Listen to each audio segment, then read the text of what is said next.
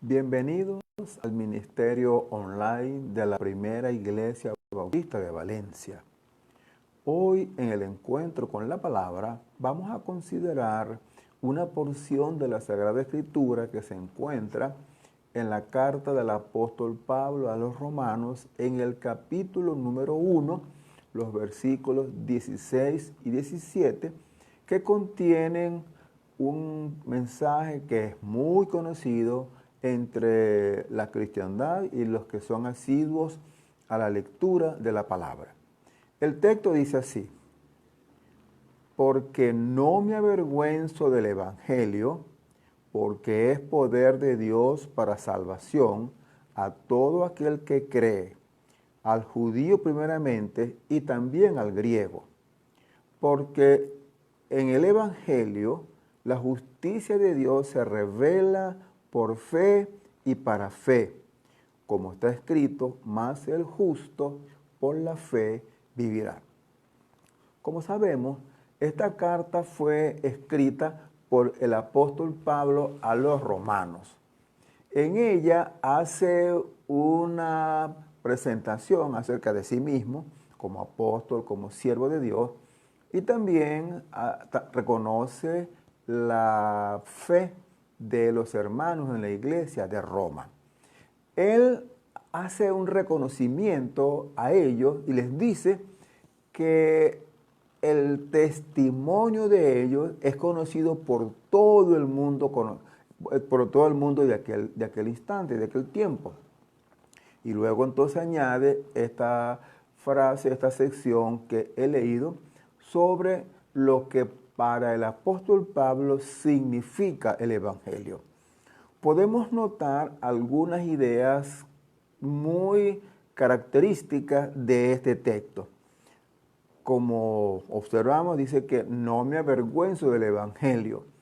El apóstol Pablo, como sabemos, fue un hombre que era profesante del judaísmo, una persona muy conocedora de la fe judía, pero un día tuvo un encuentro con Jesucristo y ese encuentro le cambió la vida y entonces se convirtió en seguidor de Jesucristo, en un proclamador del Evangelio de Jesucristo. Por eso él dice, no me avergüenzo de ser cristiano, no me avergüenzo del Evangelio. Ahora, él tiene un porqué. Dice, porque es poder de Dios para salvación. Cuando uno lee la palabra poder, viene a la mente algunas cuantas ideas de lo que significa poder. En el original griego, la palabra poder es dynamis, que es la palabra que luego se dice que es dinamita. De manera que el apóstol Pablo dice que el Evangelio es como la dinamita. Tiene un poder como la dinamita. Es un poder que se destaca y que se puede percibir y que tiene una capacidad enorme de transformación o unos efectos extraordinarios. Ahora, como bien sabemos, la palabra evangelio significa la buena noticia de Jesucristo. Él está diciendo que la buena noticia de Jesucristo tiene un gran poder. Y dice para la salvación. ¿Qué significa la salvación? Bueno, la salvación es la transformación de una persona. El proceso de salvación tiene que ver con la conversión. Y esto fue lo que le ocurrió al apóstol Pablo, por eso él lo puede decir con autoridad. Él, como dije anteriormente, era una persona que profesaba la religión judía, porque él era judío. Él dijo que era de la tribu de Benjamín, una persona afecto al judaísmo, y era un judío practicante. Pero un día, camino a Damasco, tuvo un encuentro con Jesucristo y ese encuentro le transformó completamente. Entonces, el Evangelio es el método de Dios para la transformación de la persona. Tiene poder para transformar a las personas. Ahora, ¿de dónde viene ese poder? Cuando uno también habla del poder, lo asocia a otra expresión que se encuentra en el libro de Hechos. Ustedes recuerdan lo que le dijo Jesús a los discípulos en Hechos 1:8. Recibiréis poder cuando haya venido sobre vosotros el Espíritu Santo y me seréis testigos en Judea, en Jerusalén, en Judea, en Samaria y hasta lo último de la tierra. Es decir, el Evangelio tiene poder para transformar a las personas y a la cultura. Y esto fue lo que ocurrió en el primer siglo, cómo el Evangelio impactó desde Jerusalén hasta abarcar prácticamente todo el imperio romano. Si uno tiene una idea del imperio romano, la magnitud, la extensión del imperio romano, se dará cuenta de cómo el Evangelio en pocos años, tal vez unos 30 años, desde que Jesucristo resucitó y ascendió al cielo y comisionó a los discípulos para que extendieran el Evangelio, en menos de 30 años el Evangelio abarcó prácticamente todo el imperio romano. Yo no sé si ustedes podrán observar lo que les voy a mostrar. Aquí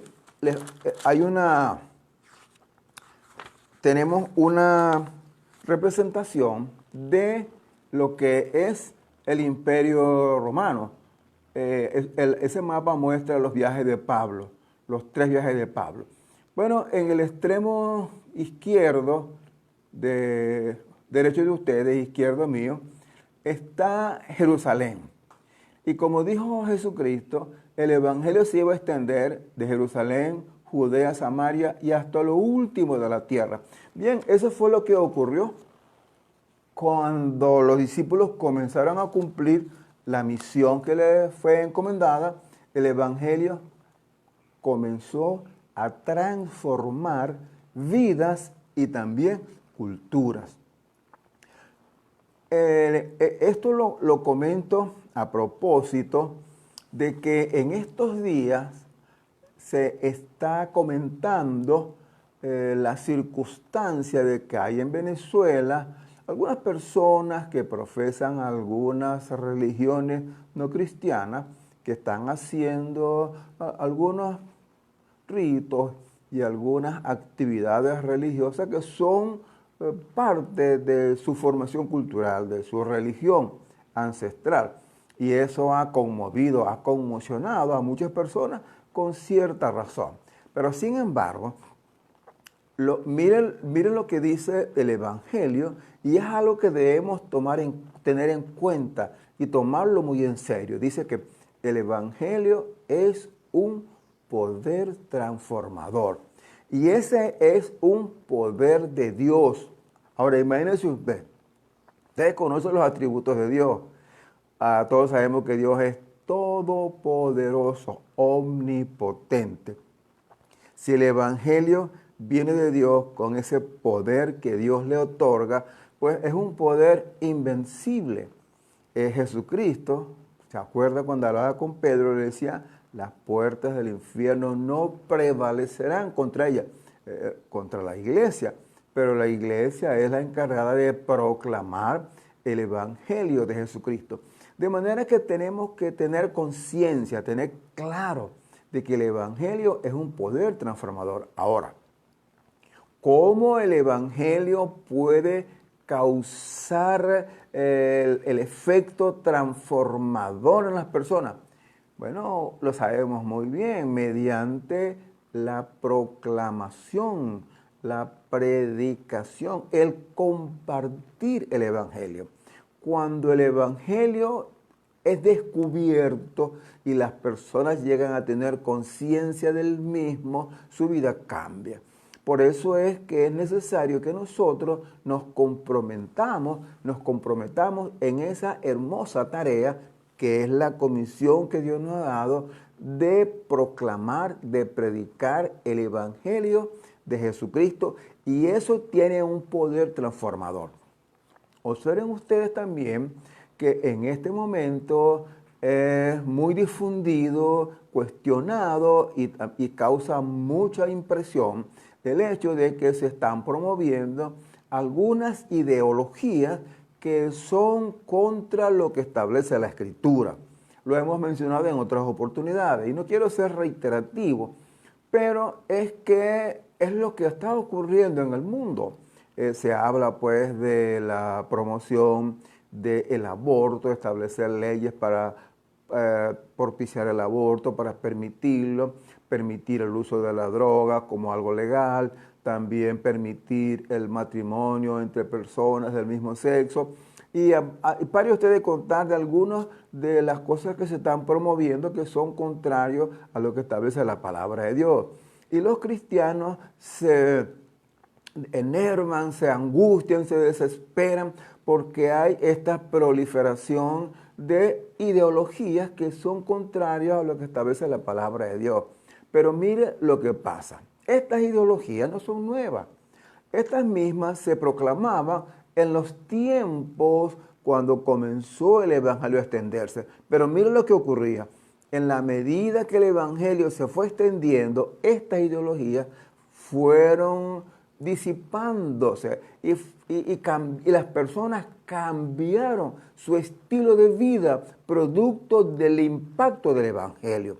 Por ejemplo, en este momento se habla mucho del problema de la homosexualidad y de la unión entre personas del mismo sexo. Eso es un escándalo para muchos.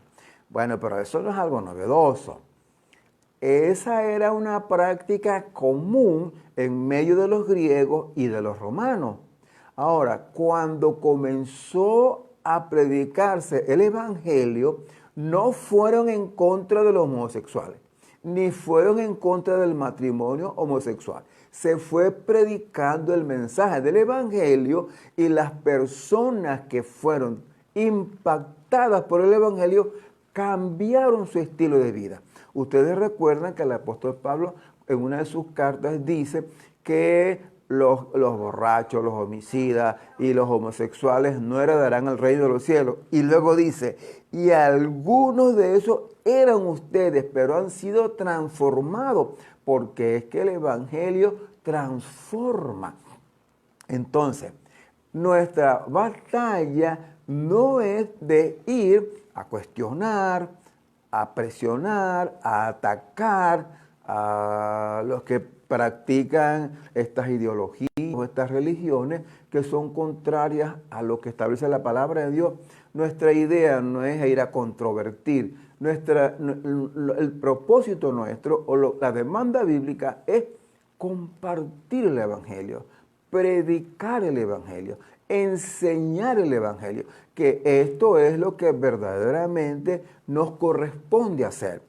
¿Qué ocurrió con esta práctica del homosexualismo entre los romanos y los griegos que fue decreciendo hasta el punto que prácticamente fue anulado porque el cristianismo transformó las personas?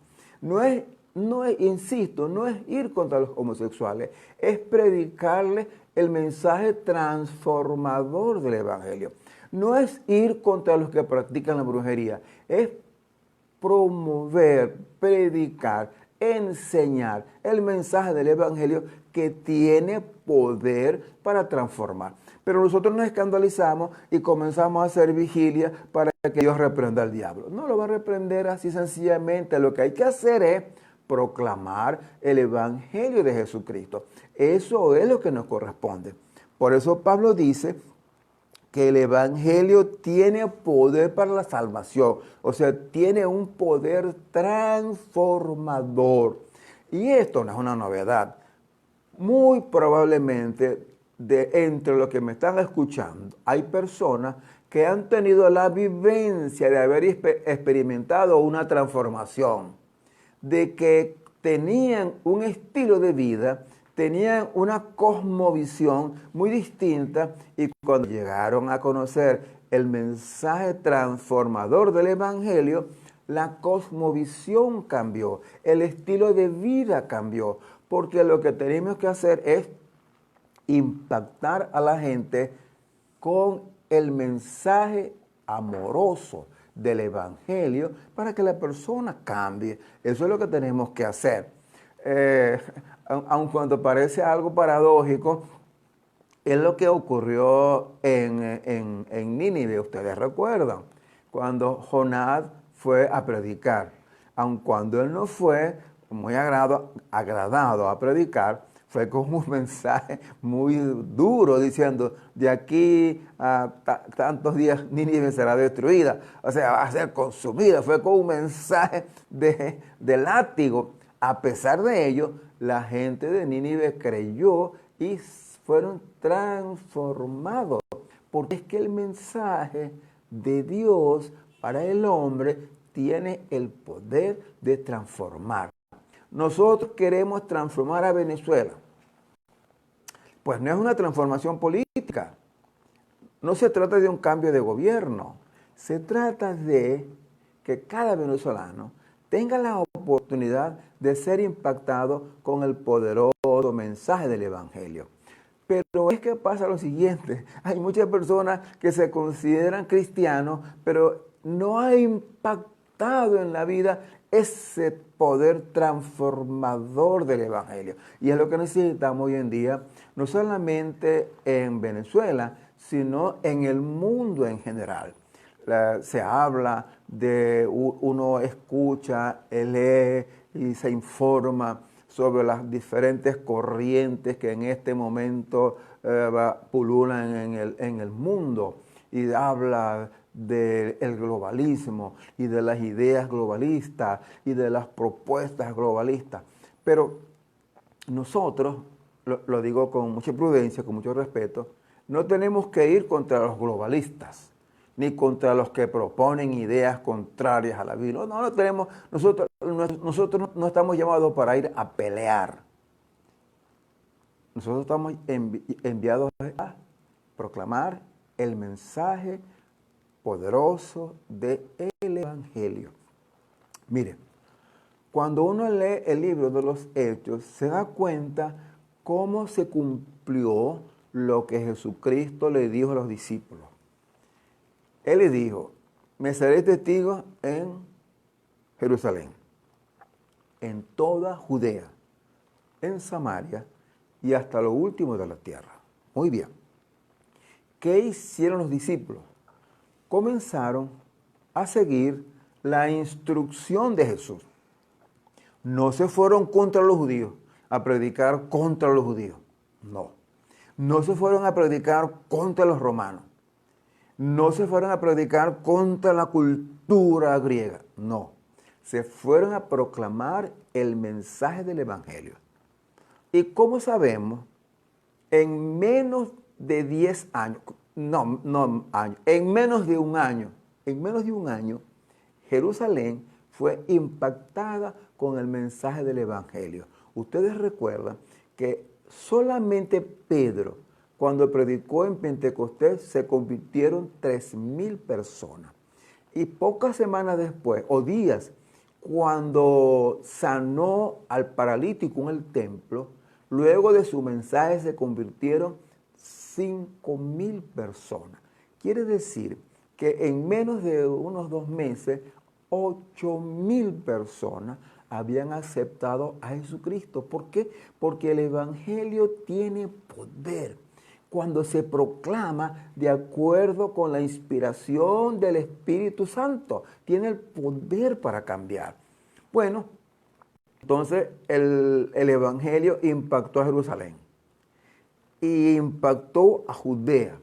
Dice que después fue a Samaria. Ustedes recuerdan que Felipe fue a Samaria. Y en Samaria, cuando Felipe comenzó a predicar el Evangelio, hubo muchos que se convirtieron, hasta algunos brujos se convirtieron al Señor por el impacto del Evangelio.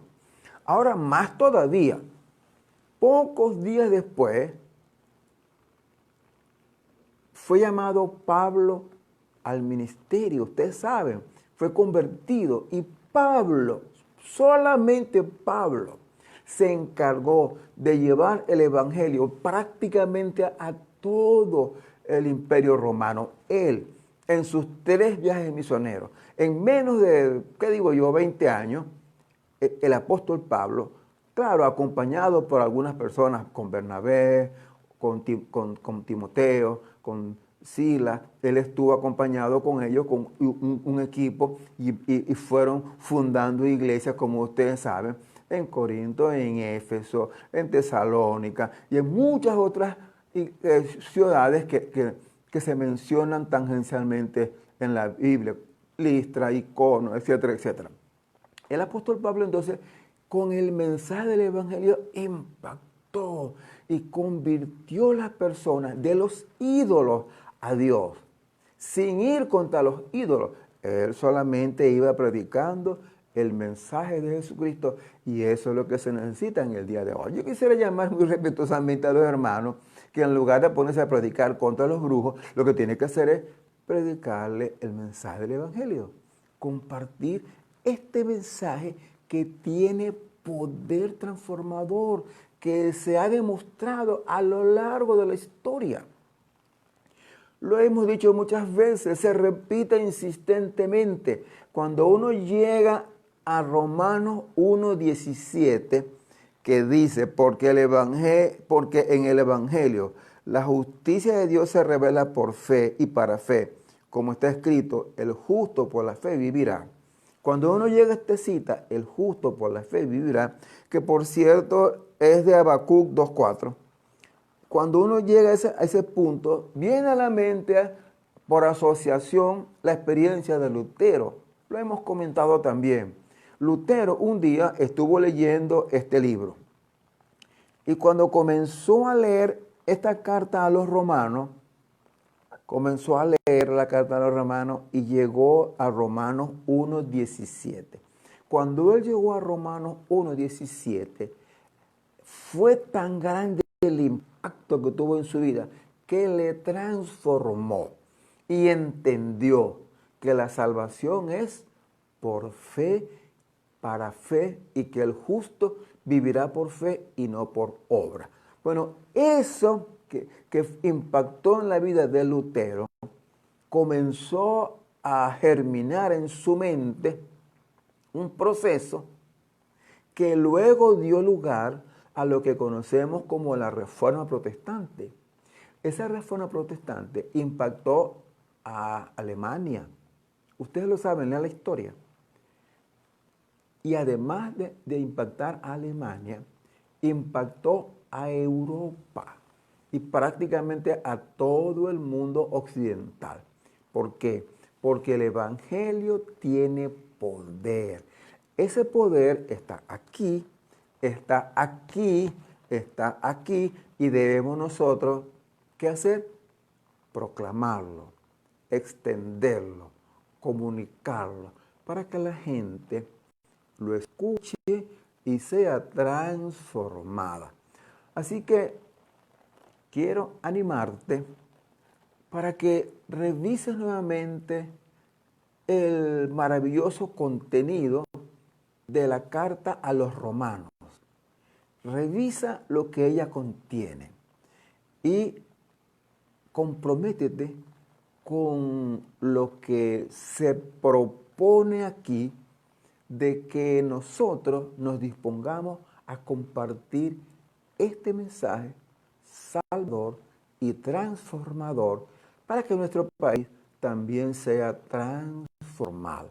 Necesitamos que el país sea transformado, pero va a ser transformado no desde el punto de vista psicológico, no desde el punto de vista intelectual, no desde el punto de vista social puramente, porque la transformación comienza con la transformación espiritual, que transforma la mente y transforma la vida. Eso es lo que está planteado aquí en el Nuevo Testamento. Cuando uno conoce a Jesucristo, la vida cambia. Y eso es lo que necesitamos decirle a nuestros hermanos venezolanos y al mundo en general. Tenemos que volver a la Escritura, y ella tiene la respuesta para los problemas que estamos viviendo en el día de hoy. Esto es lo que quería compartirte en este día, con el ruego de que lo medites y lo proceses y lo pongas en práctica. Ya antes de culminar, Queremos dar las gracias a la hermana Celina Arias, que está en sintonía, que está conectada con nosotros y seguramente orando, acompañándonos en oración. La hermana Ana Rincón, que es una asidua estudiante de la Sagrada Escritura. Indira en Maracay, su familia, Domitila, Raúl, Samuel, que también nos acompañan cada domingo, la hermana Raiza Galea y también seguramente Héctor.